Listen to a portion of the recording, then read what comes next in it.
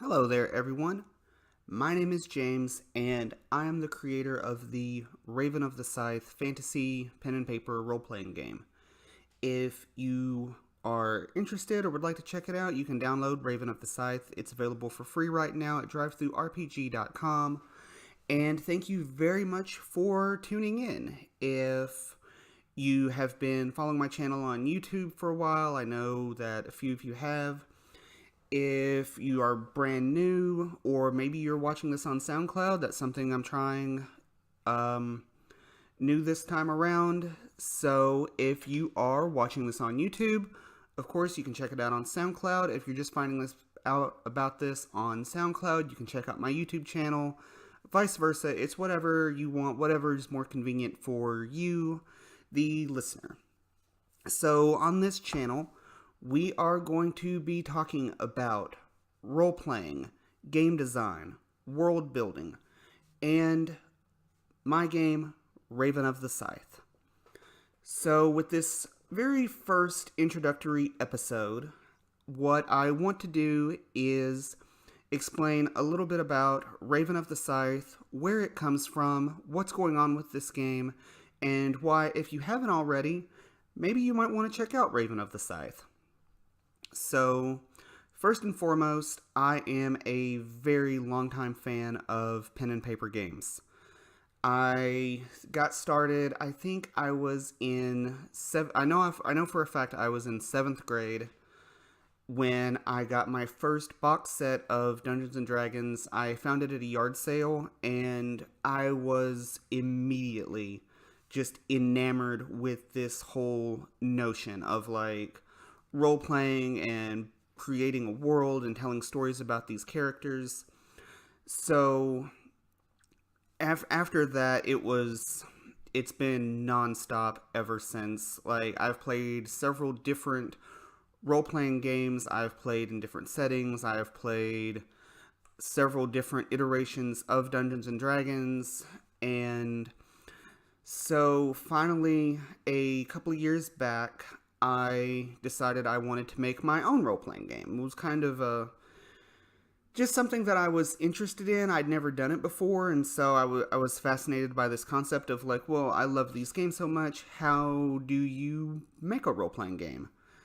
And so to that end, I spent about a year or so, I guess, probably a little bit more after everything was said and done, creating my first role-playing game, which was Devil's Crossroad. It is a cowboy-type Western RPG, and I learned a lot through that experience. I'm very proud of the work that I did on Devil's Crossroad, but at the same time, I can understand that even looking back at it now, I can see, like, based on my own standards, it has kind of an amateurish feel to it. But by all means, if you want to check out Devil's Crossroad, you can download it for free on drivethroughrpg.com. It's available as well. I also released a couple of supplements for it, and even an adventure. So a few years pass, and I'm playing in a game of it was Dragon Age back then, and it's since become Fantasy Age, free of the Dragon Age license. And I was playing that with a group of friends, and I just really remembered, like, how much I loved fantasy. Like, you know, the swords and the wizards and the dragons and stuff like that. But Dungeons and Dragons really didn't scratch that particular niche. Like, I'd been searching for a type of game that I just hadn't been able to find, and plus I really loved world building and that aspect of it, so I decided to create my own fantasy game. And several years later, that game exists in the form of Raven of the Scythe. And Raven of the Scythe is a pen and paper fantasy role-playing game that I hope exists in kind of a very comfortable middle ground in a lot of things. Like, one of my goals setting out to make this game was that I never wanted to, like, reinvent the wheel. Like, I wasn't trying to like come out with something like crazy creative or anything like that. What I wanted to do instead was create a really good wheel. I wanted to make something that kind of appealed to and I hate using this word because it's so loaded culturally and linguistically or whatever. But I wanted to make a game that you could play like it was a game like Fantasy Age or Dungeons and Dragons or something like that. But it was a bit more grounded. Like, it was a bit more realistic. Even though I'm hesitant to use the word realistic in a world where you have, dragons and fireball wizards and stuff like that. I was looking for something a bit more low fantasy, I guess you could say. So, whereas like Dungeons and Dragons and a lot of the games that are obviously inspired by Dungeons and Dragons and like, World of Warcraft and stuff like that, they exist in this very high fantasy kind of setting. And just by the nature of the rules and the necessary implications that those rules have on the world, you're going to end up in a situation where you have, teleporting wizards and flying castles and talking swords and griffin mounts and things like that. And that really wasn't what I was looking for. I wanted to play a game that was mostly realistic depiction of our world in a more medieval time with some fantasy elements. So, I guess something like Game of Thrones or The Witcher or something would be more along the lines of where Raven of the Scythe fits in.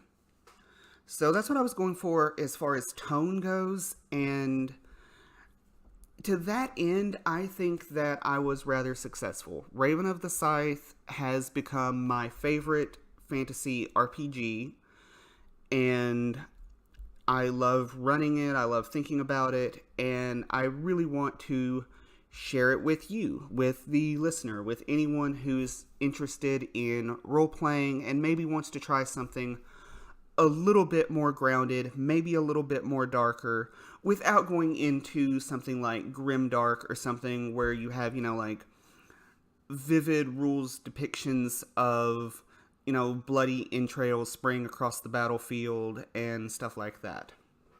Another thing that I didn't want to go into was what's called rules light systems, or more like storytelling type games.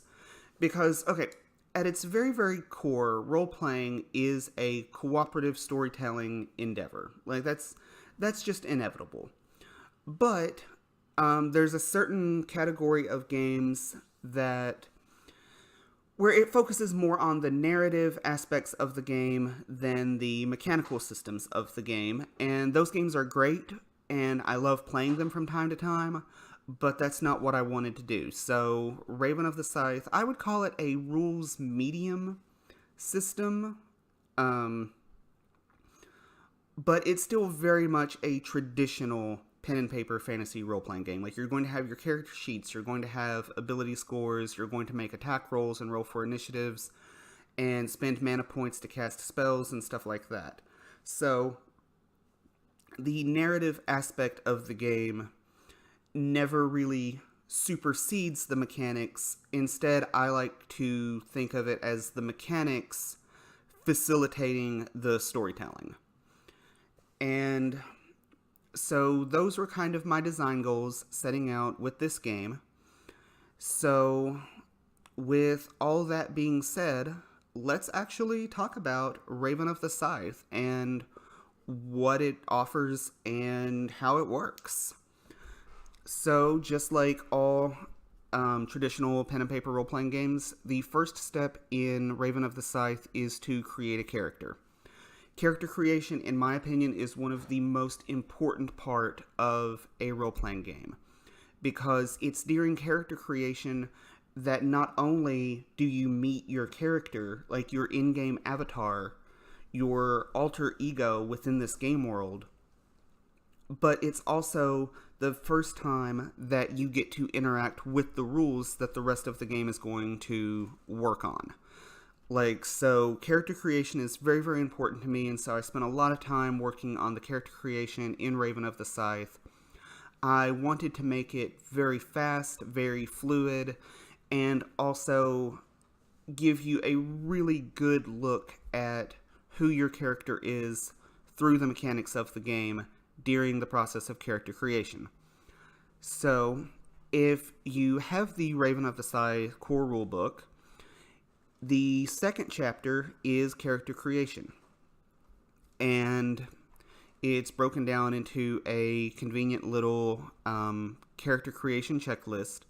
The very first step is coming up with a name and description for your character. You can technically skip that if you want to come back to it later. Like maybe you don't know who your character is yet, and you just want to see how the rules fall.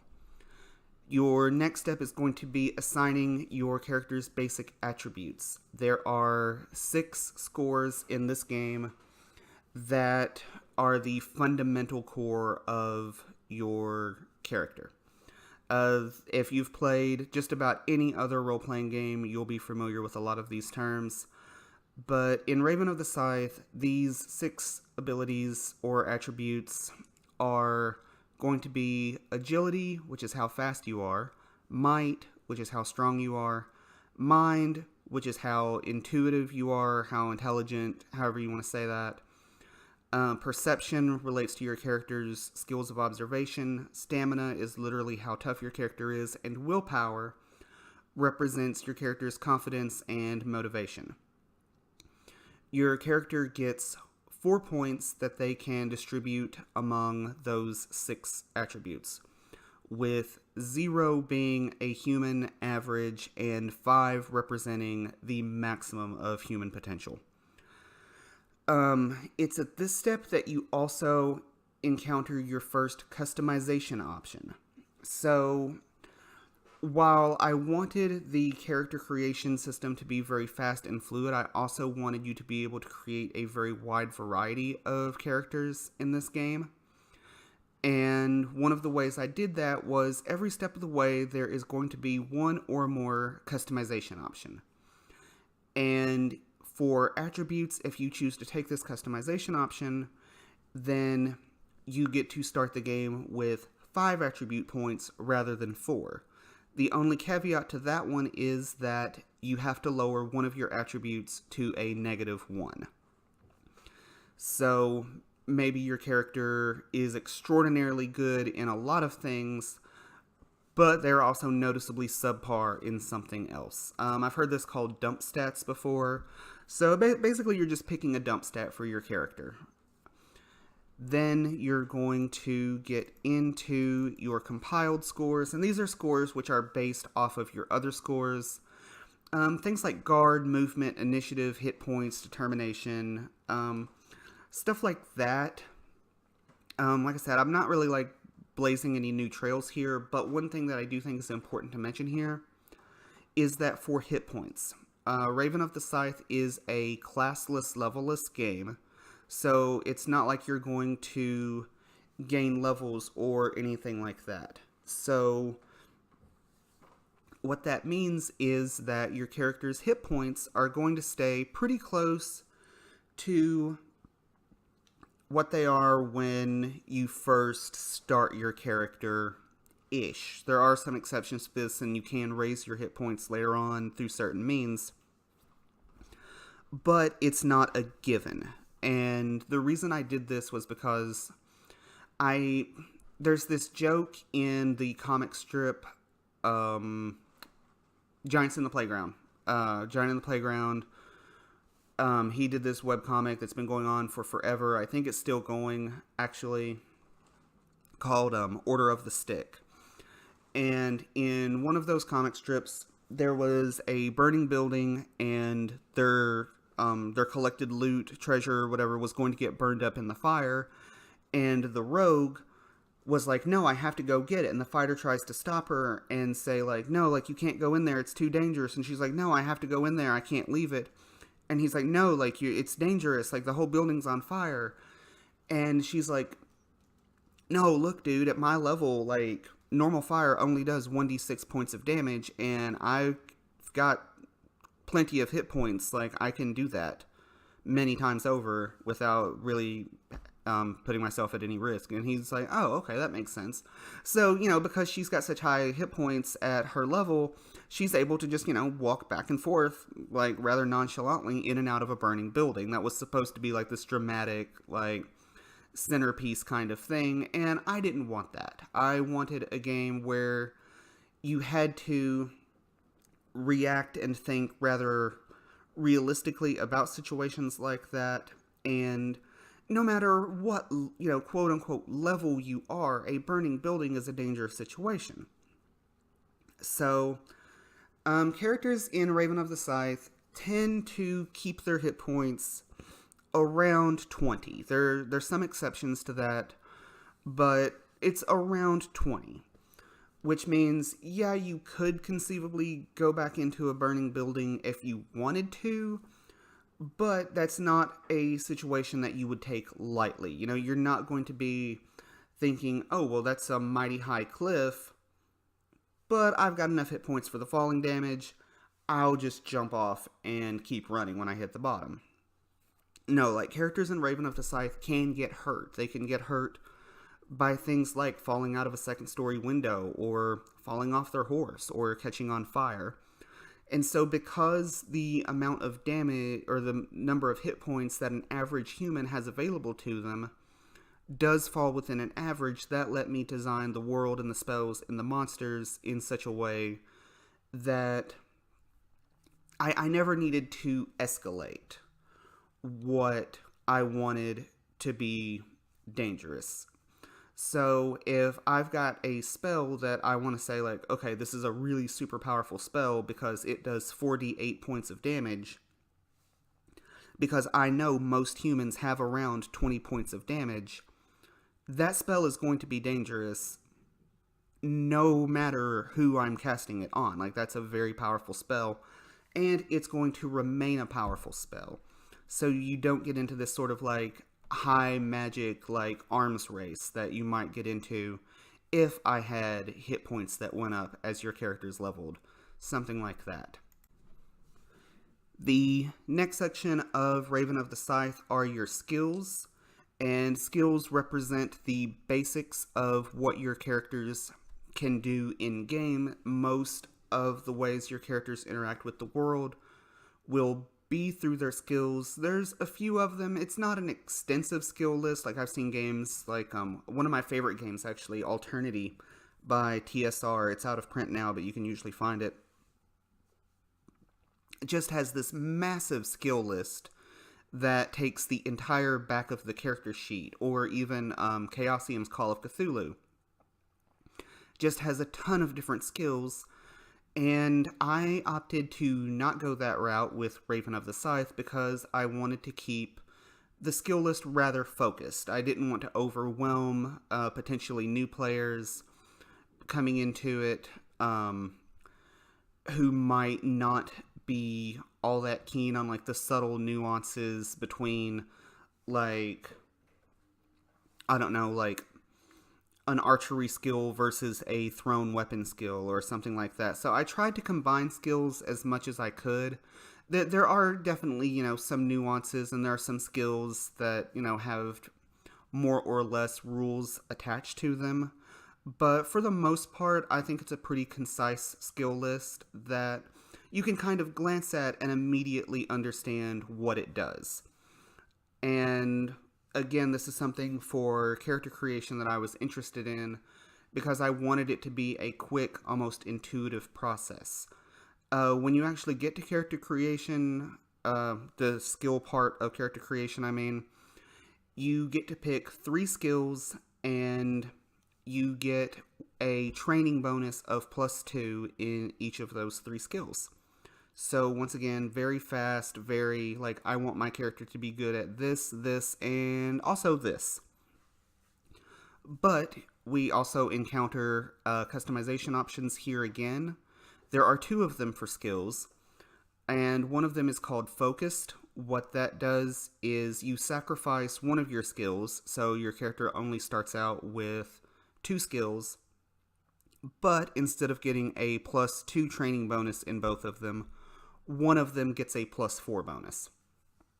So maybe your character isn't as well rounded, but they are incredibly focused in this one area.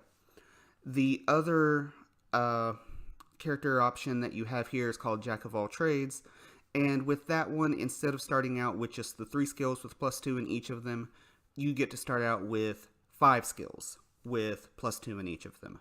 So your character is incredibly well rounded if you take this option. They have a lot of abilities they can bring to bear, but they're probably not going to be that good in all of them. You know, just the old saying, Jack of all trades, master of none, blah, blah, blah. I think everyone's heard that. Then you get into favors. Favors are they're one of the more important aspects of this game. Since there are no classes in Raven of the Scythe, you define your character a lot through their favors. And favors cover everything from the various melee weapon fighting styles to magic. There are favors that cover things like bardic abilities, like song abilities, stuff like that, to, perform. There are favors that allow you to craft items. This could be mundane items, it could be magical items. And then there are favors that cover, like, priestly, like faith-based abilities and stuff like that. So your favors are going to be the bread and butter of how you think of your character. And every character starts out with 2, which should give you I wanted the favor system to kind of like ease you into these various things. So a starting level character is probably going to be able to pick one kind of like apprentice level ability in something, and then maybe, since they won't meet too many of the other requirements, because a lot of favors do have requirements as far as like your skill training level, you'll probably be picking one favor from something that you really want, and then maybe like a secondary thing for your character, like lucky or endurance or conviction, something like that. And once again, there is a customization option here called extra favor, and it means if you pick that one, you just get to pick an extra favor. That's the only thing to it. And then you move on to the last part of character creation in Raven of the Scythe, and that is your starting wealth. Every character starts with 50 silver eagles, which is what the silver coins are called in the game, that they can use to purchase their beginning equipment. There is one last character option here that if you take it, you get to start out with a vastly increased number of, or amount of money. So your character can start, like, tricked out in all the best gear, stuff like that. And the last part of character creation is something that I really liked. And reason is, like, a lot of people go into these games without really knowing, like, too much about your character. You may see a partial image of this person in your head, but you don't know too much about them. So I did include some random tables so you could generate a background for your character if you needed to. This is all completely optional. There's no rules to it or anything like that. It's all just character fluff. So you can determine, like, what was your family's trade? What was your childhood like? What kind of kid were you? Like, what was one of your more important relationships growing up? What are some noteworthy events that took place in your life before you became an adventurer? And finally, what is it that motivates you to adventure? And these are just little storytelling jumping off points. Like I said, there's no rules or anything like that attached to them, but I wanted to create a way for you to kind of get to know your character a little bit. And after those steps, character creation is pretty much done. You can, pick out your character's personality, stuff like that. You actually have to purchase their starting equipment. But that's it. After you go through those steps, you are ready to play your first game of Raven of the Scythe. And, of course, there are other aspects of the game itself. One thing that I should point out, I kept mentioning the character customization options that you get. Each character gets to start with one of those. So if you use the customization option for your attributes, then you can't pick the one for wealth. Or if you pick, Jack of all trades, you won't be able to pick extra favors, something like that. So each character is going to be built on the same foundation of rules, but just a bit depending on how you built your character and where you chose to use that customization options, two starting characters aren't necessarily going to look alike. And I liked that. I was actually pretty proud of the character creation rules for Raven of the Scythe as a whole. I thought I did pretty good. And once you have your character, you are ready to set out on adventures with your party members and, in whatever world your game master happens to have created for you. And there are several more aspects of Raven of the Scythe that, we're probably going to go into later, but character creation is such a basic, fundamental, and in my opinion, absolutely vital part of role-playing. I wanted that to be really, really concise and clear because, the first interaction you have with a game is usually through character creation. And you can be either made to be really excited about a game based on how character creation goes, or you can be completely turned off to it by character creation. I know there's been games that my group has started that we just never got through character creation on.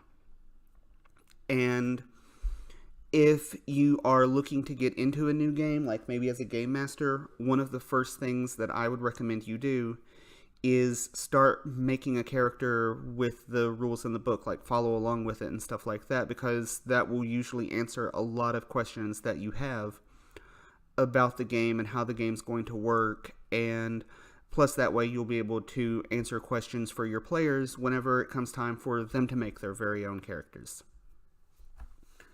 So, with all that being said, I really want to thank everyone for sticking with me over these last few months, years, whenever it was that you decided to jump on this, even if this is your very first time, thank you very, very much for sticking around and listening. I really hope to hear your thoughts, your opinions about Raven of the Scythe, and just gaming in general. I'm a huge role-playing fan. If you've got any questions about anything, whether it's Raven of the Scythe, or maybe you just have a question for your own game about how to handle something as a GM or as a player, let me know and I'll do my best to try to answer it for you. With all that being said, if you haven't already, you can check out Raven of the Scythe. It is available for free at drivethrurpg.com. And thank you very much for listening, and I hope to see you next time. Have a great day.